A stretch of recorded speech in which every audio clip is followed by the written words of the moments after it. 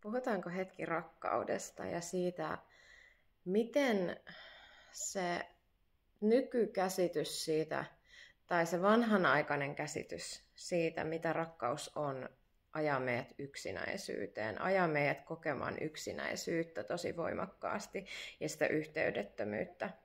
Silloin, kun meillä ei ole niitä rakkauden muotoja saatavilla, mitä me normaalisti pidetään rakkautena. Me tunnistetaan se rakkaus, kun me ollaan rakastunut johonkuhun ihmiseen, jonka kanssa me haluttaisiin parisuhteeseen tai jonka kanssa me ollaan parisuhteessa.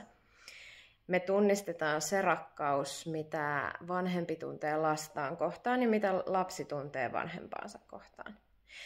Ja sitten kun meillä on tilanne, missä meillä ei ole noita rakkauksia meidän elämässä sillä tasolla, mitä me tarvittaisiin, että sitä on, niin me ollaan ihan hukassa ja me koetaan tosi voimakasta yksin jäämistä ja kipua siitä, että me ollaan yksin. Ja se on tosi,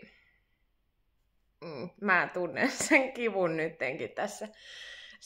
Se on oikeasti tosi kivuliasta. Ja sitten saman aikaan, kun se ei ole se totuus, se ei ole se kaikki mitä on. Vaan kun me avaudutaan sille yhteydelle ensin itseemme ja siihen rakkauteen, mitä meillä itsemme sisällä on itseämme kohtaan, kun me sille pystytään avautumaan yhdessä jonkun kanssa, joka pystyy pitämään sitä tilaa tälle prosessille, niin silloin me päästään siihen tilaan, missä me voidaan pikkuhiljaa asteittain huomata se, että itse asiassa se rakkaus on aina ollut meidän ympärillä koko ajan. Se on aina ollut siellä meidän sisällä, mutta se on aina ollut myös siellä meidän ympärillä ja se ei ole vaan sitä, että nyt kun mulla on tämä parisuhde, niin sit mä voin tuntea, että mua rakastetaan ja mä voin rakastaa. Sen ei tarvitse tarkoittaa sitä, että mulla pitää olla tosi läheiset välit mun vanhempiin ja mun lapsiin, jotta niin kun mä voin kokea sitä rakkautta ja täyttymystä.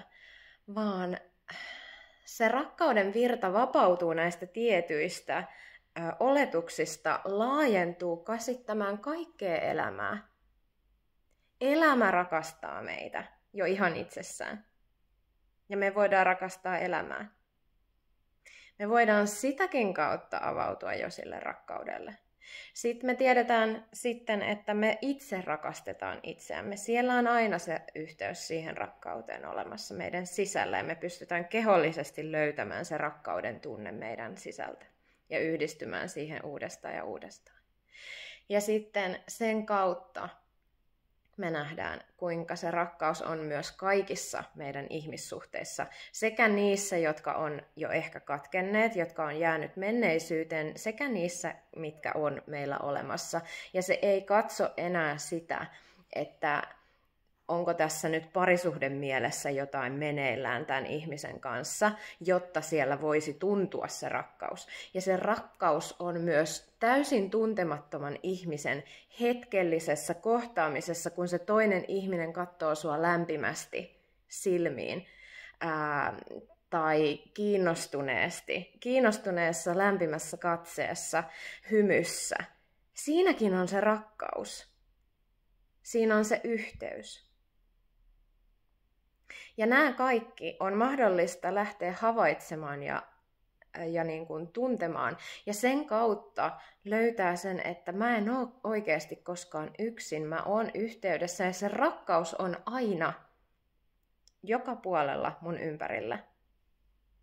Mun ei tarvii jäädä paitsi siitä. Ja sitten niissä hetkissä, kun tuntuu se, että vitsi kun mä oon yksin, niin senkin kanssa pystyy olemaan ja sitten pystyy taas uudestaan avautumaan silleen, mutta ai niin kuin eihän tämä ollutkaan ihan totta, kun täällä olikin olemassa tämä yhteys koko ajan. Tämän halusin sulle jakaa tänään. Ihanaa päivää ja rakkautta.